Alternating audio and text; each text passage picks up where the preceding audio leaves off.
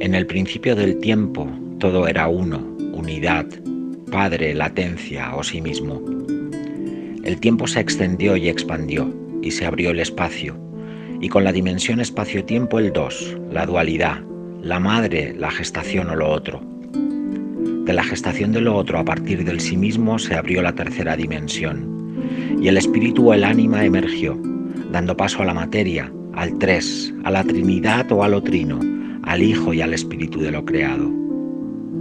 Ese espíritu comenzó a tomar forma y movimiento y se abrieron paso las facetas de la unidad que recuerdan que en el principio, antes que el verbo, todo era nada al mismo tiempo sin espacio de separación aparente. Hoy sigue siendo domingo o séptimo día y Dios aún sigue observando su creación. El proceso de ver ser, de ver el ser o de ver lo que es en mí, crea acción. Seguimos. Como mencionamos antes, en la encrucijada de la experiencia de ser humano, por lo general, las reacciones bioquímicas y alquímicas intensas, tanto las llamadas negativas de odio, de enfado, de tristeza, de miedo, como las llamadas positivas de afecto, alegría, amor, no siempre se pueden expresar en la infancia, lo que has explicado, Jaime. Entonces vamos alterando progresivamente la imagen de lo que es en cada momento y la vamos sustituyendo por la imagen de lo que debería ser, desarrollando un patrón reactivo de respuesta ante la vida. Vamos perdiendo de vista el mensaje que nos trae cada emoción y cada sentimiento, y esta experiencia alterada va siendo mella en la evolución de nuestro cuerpo. Vamos dejando de sentir el ritmo de la vida en el cuerpo, la biología cambiante, la motilidad y el movimiento. Vamos dejando de brincar con la alegría, de liberar la rabia y de fluir con la tristeza. Vamos experimentando electroshocks, como decías tú, y camisas de fuerza, condensando energía y haciendo formaciones somáticas.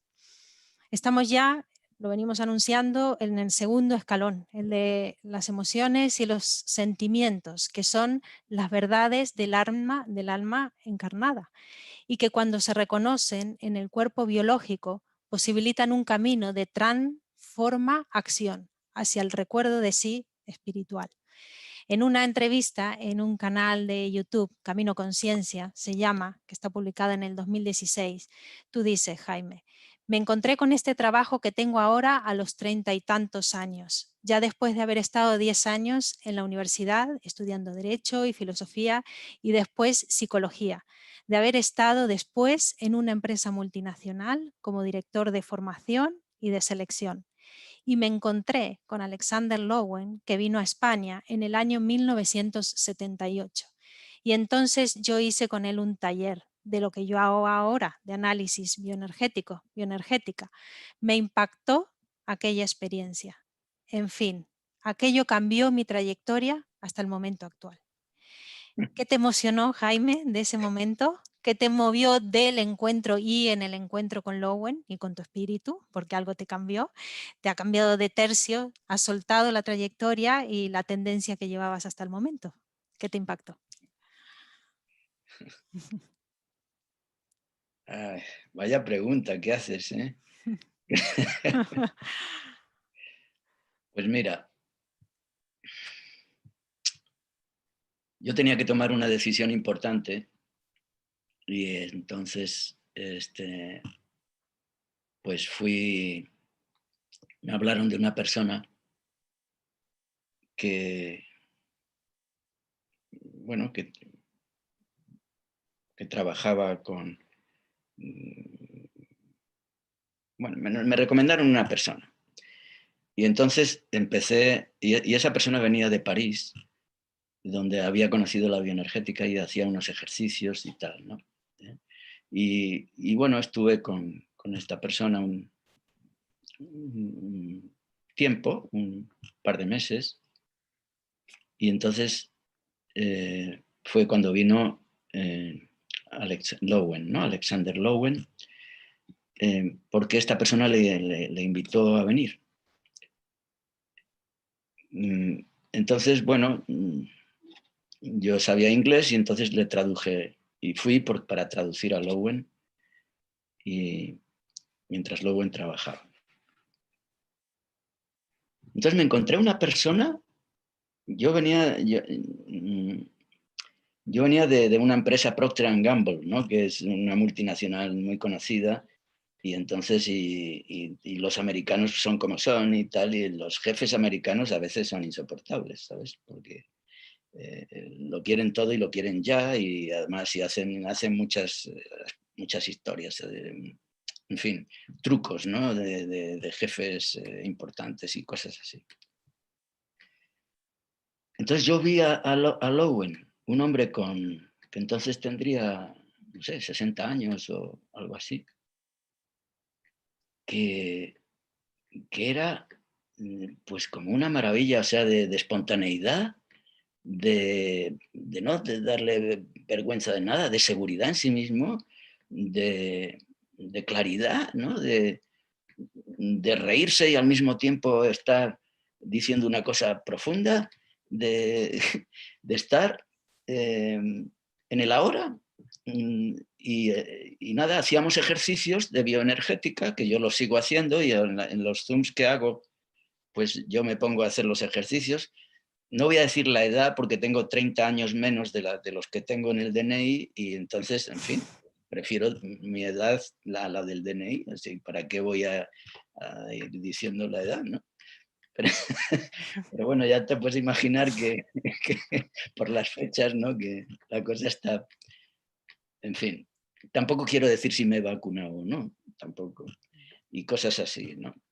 Que son secretas, pero por lo demás soy un libro abierto, y eso es lo que me gustó de Lowen, ¿no? Que él hablaba de las cosas serias y a continuación se reía, y después se emocionaba, y después decía, bueno, ¿dónde vamos a comer? ¿No?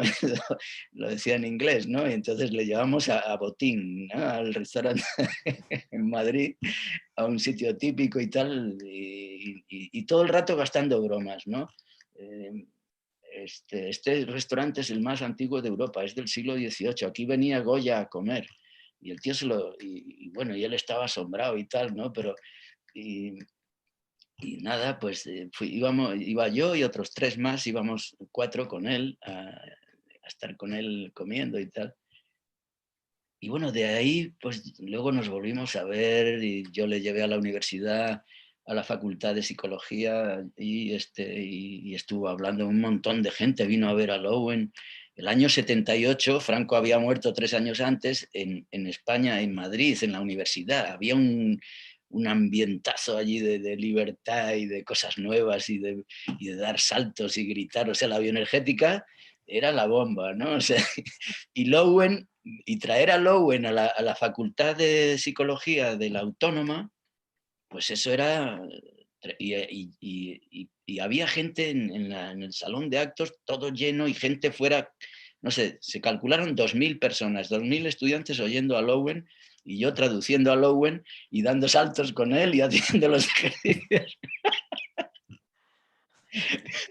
De manera que Lowen, pues bueno, nos hicimos amigos, y en fin, y yo estuve 8 años con él.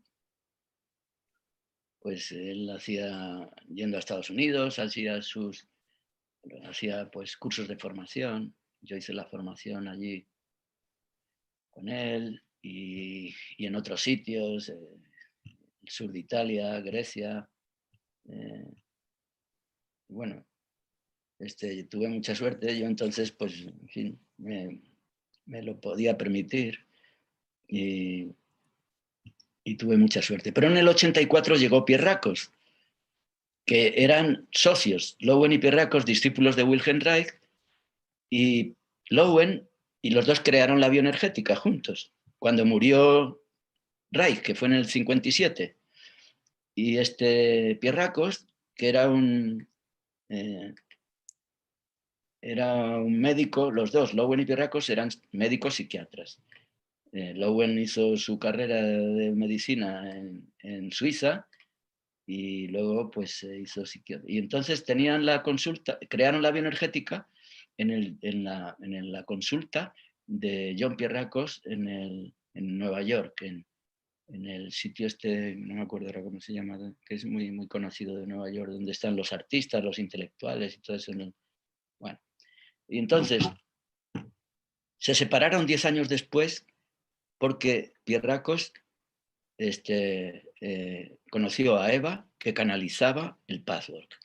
Y Pierrakos ahí entendió la espiritualidad y formó, en base a la bioenergética, la corenergética, que es la energía del núcleo, la energía del ser. Y eso es lo que yo aprendí con él, ¿no? Dejé a Lowen y me fui con Pierrakos, que hacía la primera formación internacional en Alemania, y ahí había pues mucha gente de todos los países, bueno, y yo estaba también, y estuve pues allí 3 años y medio con él, y me encargó aquí en España que yo representara la corenergética, bueno, todo eso que ya hemos hablado. Pero es curioso, ¿no? Porque eran parecidos pero distintos, Lowen y Pierrakos, ¿no? Y entonces yo no he querido dejar a Lowen porque Lowen tenía cosas, pero tampoco a Pierrakos, ¿no? Entonces, bueno, pues dije, pues voy a hacer una cosa conjunta. ¿Cuál es el problema? El problema es escribir, tiempo para escribir, poder escribir.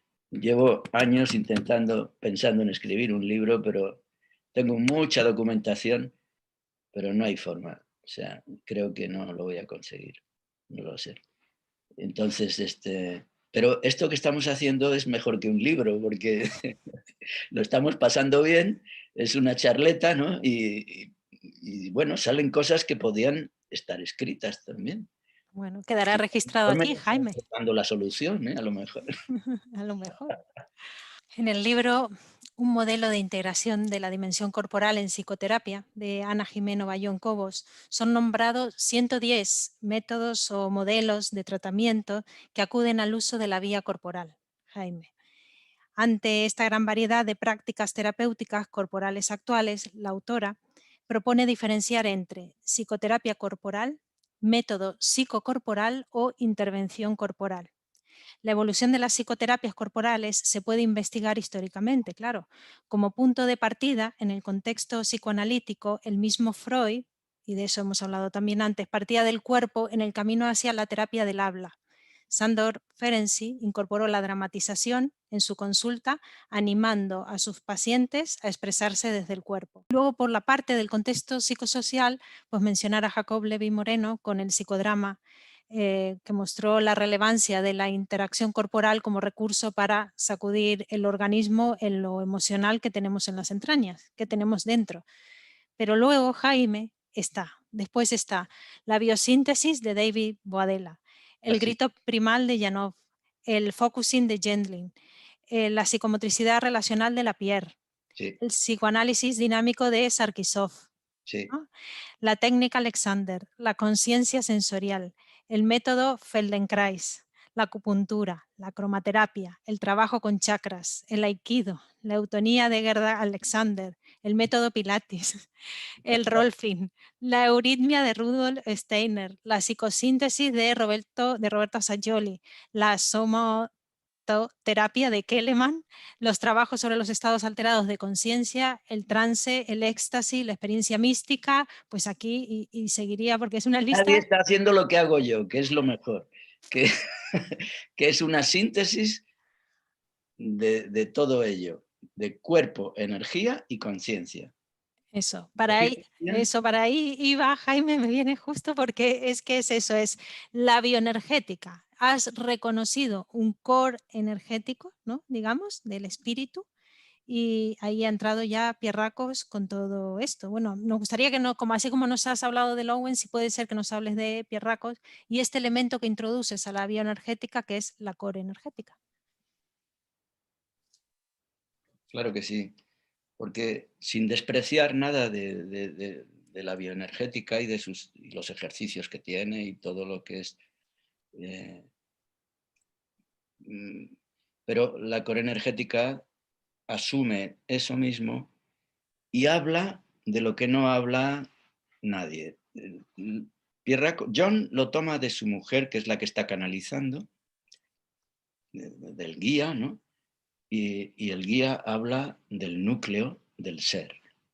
Habla con la autoridad de un guía que está ahí arriba. O sea, bueno, como yo me atrevo a creer en eso, en ese patchwork, ahí ya hay una cuestión.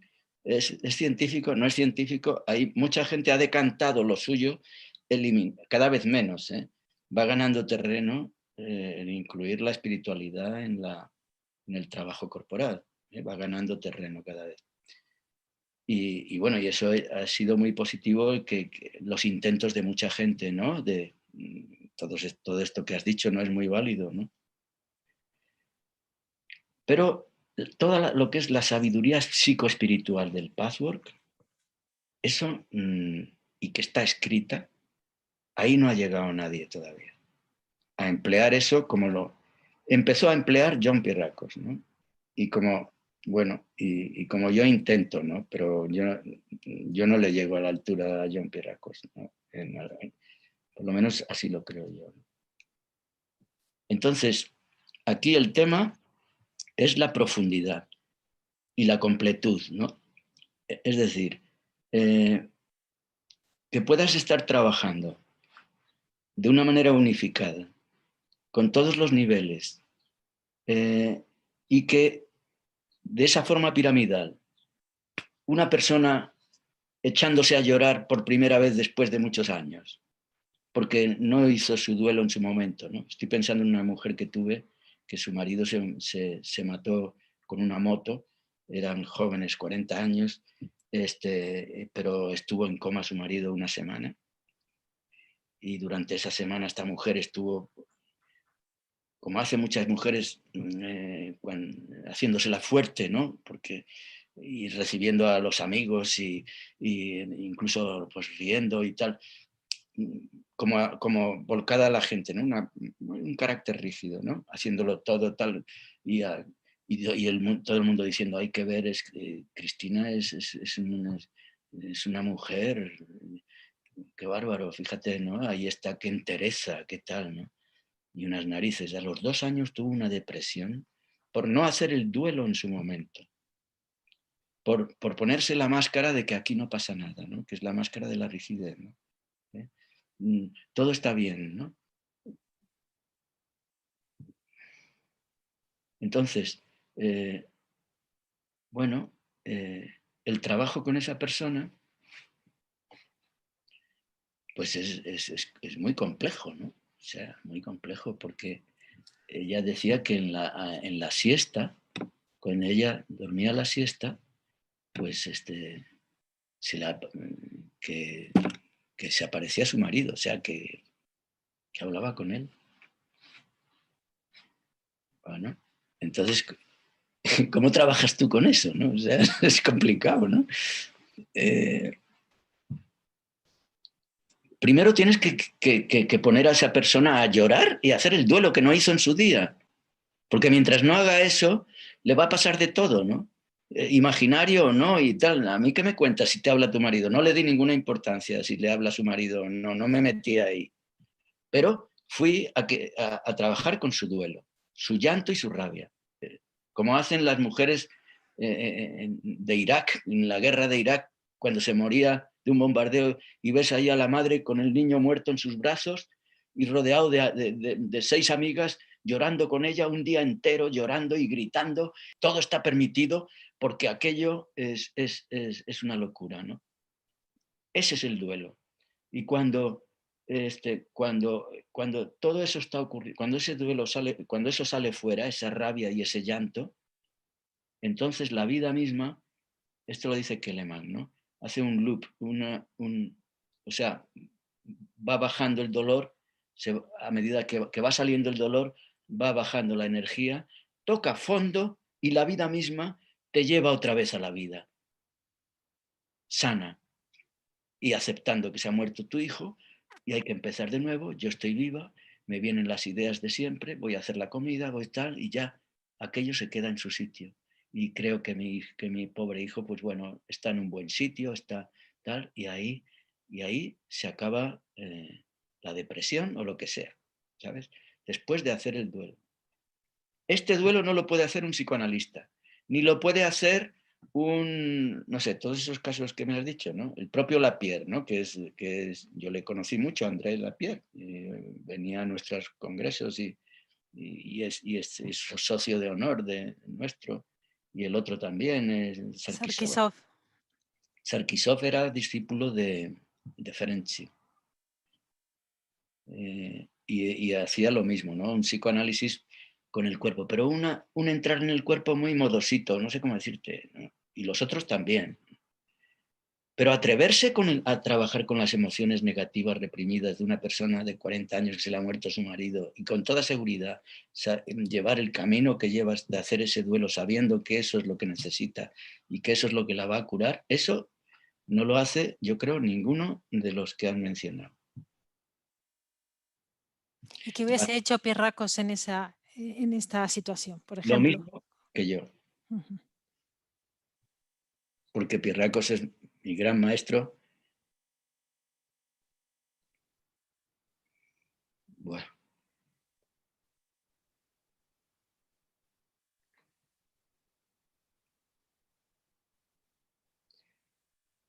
Pierracos, cuando hablaba de Eva, fíjate, es que Eva Pierracos estuvo desde el año 57 al año 59, a 79, 22 años, canalizando el patchwork en Nueva York.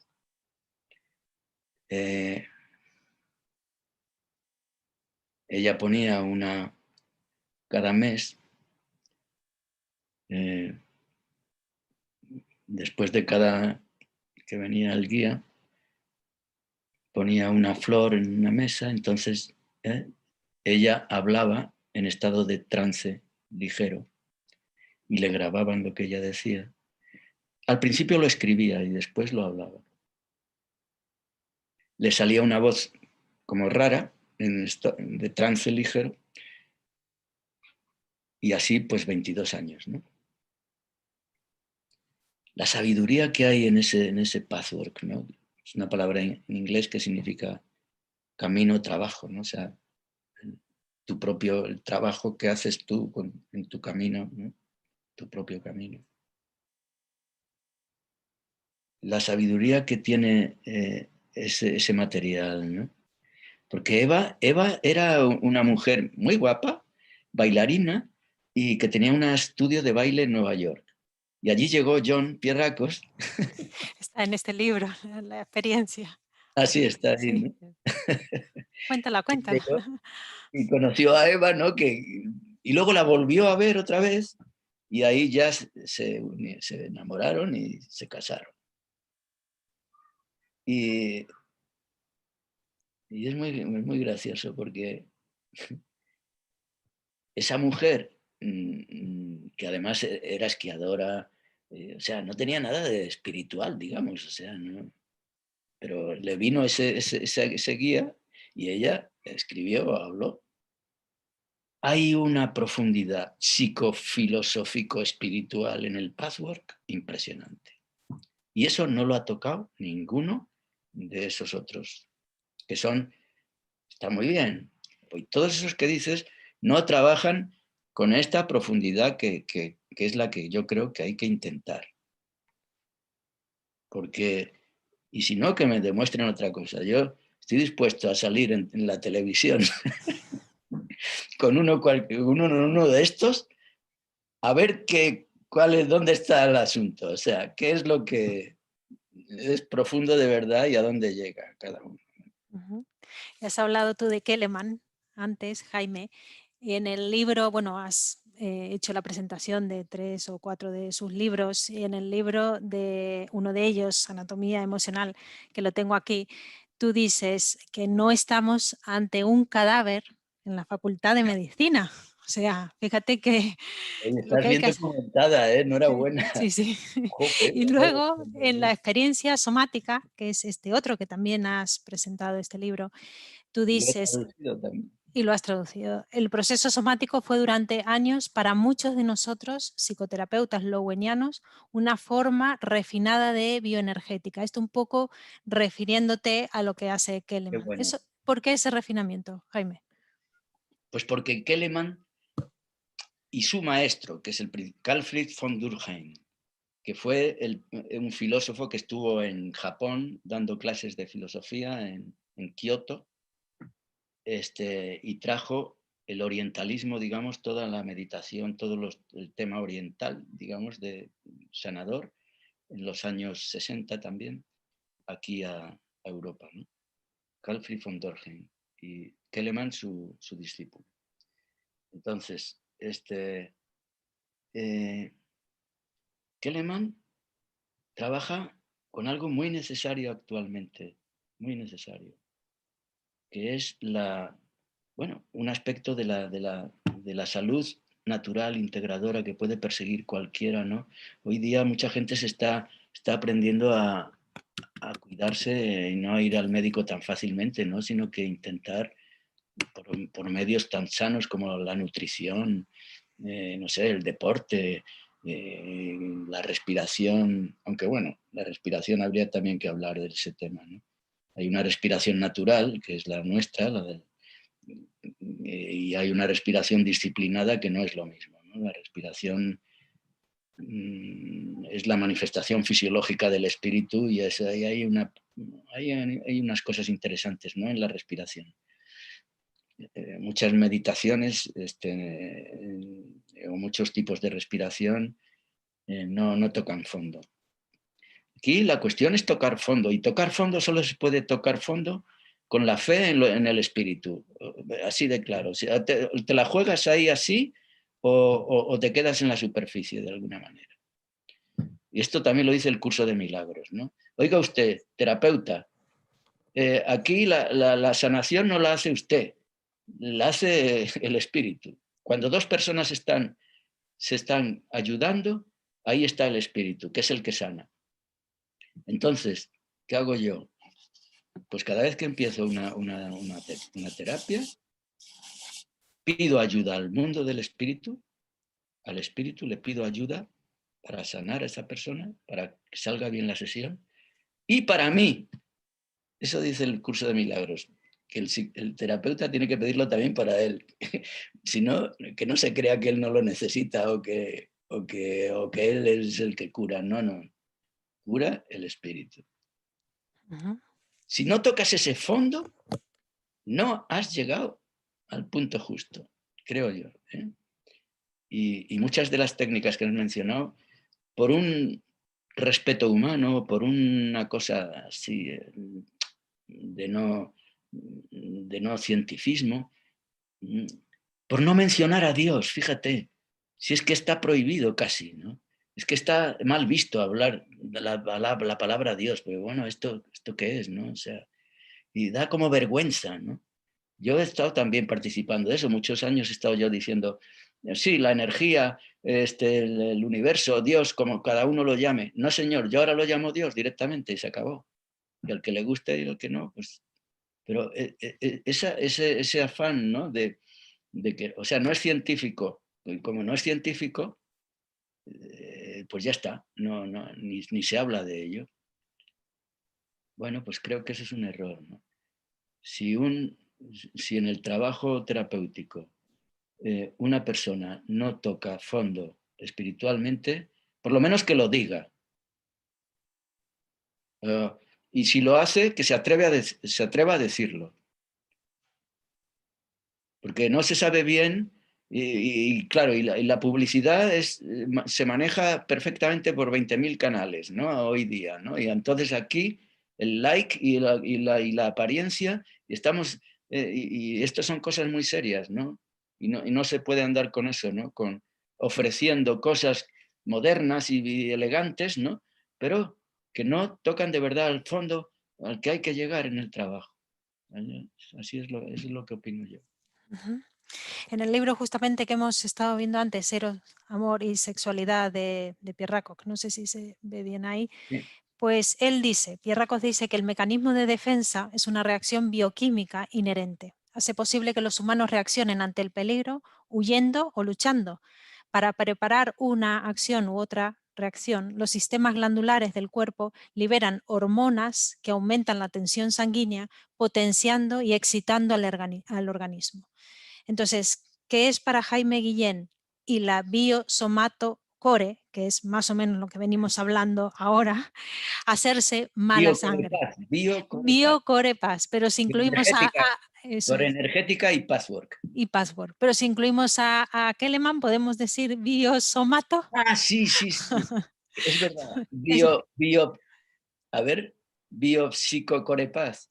Bios, Es que Keleman no le supo poner nombre a lo suyo. En unos sitios les llama proceso somático a lo que hace, en otro sitio lo llama biopsicología o formativo, ¿no? Proceso y formativo en otro también. sitio proceso formativo. Él mismo no, es que él no era universitario, era un hombre con una cabeza extraordinaria, era judío y era poeta y era escultor, un hombre estupendo, ¿no? O sea, un tipo... y bueno, a mí me trató muy bien porque y las traducciones salieron muy bien, ¿sabes? Las 4 traducciones. Hay otro libro que nos mencionó que se llama Vivir tu propia muerte. Ah, pensé que me ibas a decir, este es otro también, ¿no? Ah, este es el mejor. Este es el que otro. más uso yo. Este es muy interesante. Ujú. Que habla del temperamento y del carácter y las etapas de la infancia y está muy bien. Lo estamos haciendo ahora se lo ha comprado la gente del Zoom Internacional, lo están comprando. Ajá. Vale, entonces con todo esto que nos dice Pierracos de la sangre, de cómo nos ponemos para reaccionar de una manera o de otra manera, y lo que yo te pregunto, Jaime, esto de hacerse mala sangre, ¿qué es hacerse mala sangre? ¿Es vivir con tensión permanente, estar fijado en la guerra y no dar descanso al guerrero? ¿Qué es? Es una cosa muy, muy, muy delicada y que existe más de lo que se reconoce, la mala sangre. Y de ahí viene el cáncer. Yo traté a una persona con cáncer en Santander por un problema con sus hermanos, ¿no?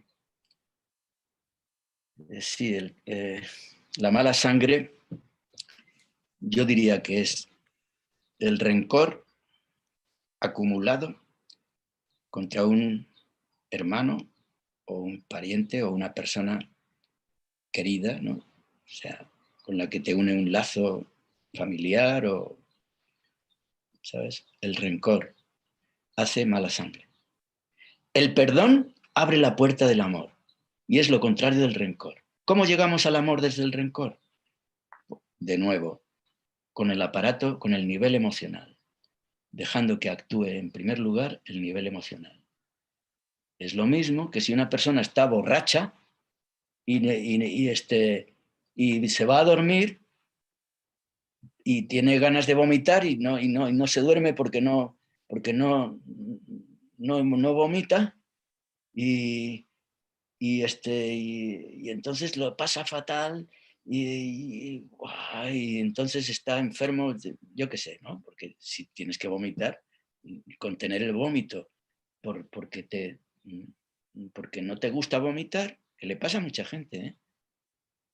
Si no vomitas el rencor, lo peor que te puede pasar, lo leí el otro día en una canalización, lo peor que te puede pasar es llegar al más allá cuando te mueres con el rencor a tu hermano. No, aquello que me hizo con la herencia tal, eso nunca se lo perdonaré. Dice, ¿no? El rencoroso, ¿no? Eso nunca lo voy a perdonar. Me engañó y se quedó con parte de mi herencia. No lo perdono. O la mujer, ¿no? Que no perdona a su marido infiel, ¿no? Y no, jamás lo voy a perdonar, ¿no? Y entonces, no lo perdono. Ahí tienes la mala sangre. Jaime, las máscaras podridas que Es, dividen al hombre del hombre, al hombre de sí mismo, se derrumban por un instante inmenso y vislumbramos nuestra unidad perdida. bien, eso es. El desamparo, que es ser hombre, la gloria, que es ser hombre, y compartir el pan, el sol, la muerte, el olvidado asombro de estar vivos. Esto es de Piedra de Sol, Octavio Paz, Premio Nobel de Literatura de 1990. Increíble, Octavio Paz. Yo fui 5 años a México, estuve yendo y le conocí a él. En griego, paciente es la persona que no tiene energía. Ya desde los tiempos de Hipócrates señalaban que el terapeuta no es el que cura al paciente, sino que es la naturaleza, es Dios, lo que tú comentabas antes. Esto lo Decía dice Hipócrates desde aquella época y eso lo retoma Pierracos y lo ha dicho en una conferencia justamente en México. ah, Cuando estoy en mi trabajo, por supuesto que algunas veces estoy en el bagaje de lo que he estudiado y de la core energética, continúa Pirracos, pero en otros momentos estoy como si no supiera nada y en esos momentos me abro a tratar de captar dónde está la persona y cuál es el propósito de su vida. La mayoría de nosotros bloqueamos el corazón y así la vida viene a nosotros y directamente al cerebro. Y el cerebro es un órgano que se ha desarrollado a partir de miles de años de evolución y de lucha. Es el lugar del miedo, que lo has rescatado tú este tema antes. Como es el lugar del miedo, nos trae cosas negativas. El pasado, el presente, el futuro se visualizan desde la desconfianza y desde la crítica. Así concluye Pierracos en la misma conferencia en México. Algo así como que la vida se nos sube a la cabeza, Jaime. sí, Entonces, ya estamos en este tercer nivel de la pirámide, en la mente, el aspecto intelectual, el pensamiento, la intencionalidad, que también hemos comentado algo antes, el sistema de creencias, las distorsiones, la dualidad. La mente tiende a separar, a desunir, y el ego, la identidad, es la función aliada en esta tarea de la desunión. Al trabajar las emociones reprimidas, salen a la superficie las manifestaciones mentales distorsionadas que las sostienen, las creencias que han surgido de las limitaciones de una conciencia infantil que han reforzado la estructura defensiva. La máscara que cubre la herida se roba, como le hicieron a Gibran sus ladrones, o el monstruo que hemos leído antes a Connor. El ser inferior puede dar paso al ser superior y la mente también puede favorecer la sabiduría del cuerpo y la fuerza de las emociones.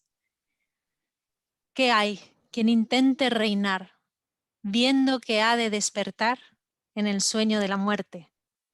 Sueña el rico en su riqueza, que más cuidados le ofrece. Sueña el pobre que padece su miseria y su pobreza. Sueña el que a medrar empieza. Sueña el que afana y pretende. Sueña el que agravia y ofende. Y en el mundo, en conclusión, todos sueños lo que son, aunque ninguno lo entiende. Segundo monólogo de Segismundo, Pedro Calderón de la Barca. la vida es... Jaime, Guillén, ¿quién sueñas que eres tú? ¿Quién te crees que eres? Yo, yo soy uno más en el reino de los desastres, de las dualidades, de la dificultad, de los... Pero he tenido muchísima suerte. Bueno, esa no es la cuestión, además. Lo primero que has dicho de John Pierracos, ¿de dónde Es lo una has...? conferencia que dio en un instituto de core energética en México. Está traducida simultáneamente, él lo está diciendo en inglés y hay un traductor al lado que, que hace la traducción. Más o menos tiene 1 hora y cuarto de duración y está colgada en la red, se puede ver. ¿Me lo puedes enviar a mí? Sí, claro, claro. Eso no he leído yo, está muy bien dicho.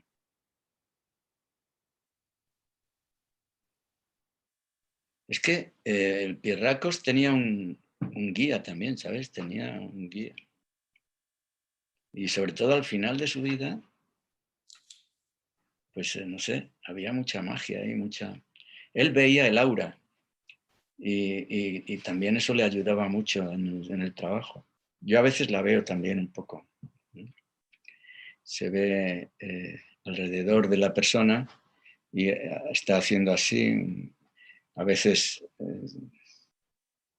se ven más cosas. Estoy intentándolo ver así nunca me había fijado.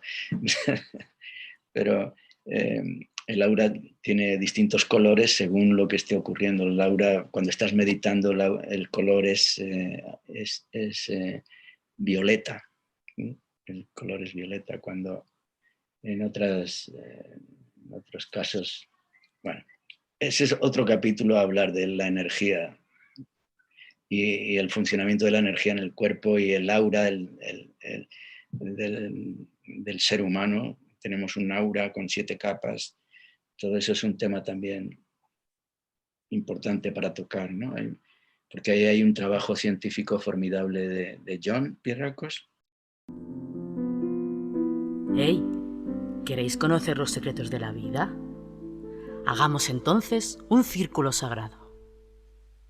Somos un círculo dentro de un círculo, sin principio ni final. Somos un círculo dentro de un círculo, sin principio ni final. Somos un círculo dentro de un círculo, sin principio ni final.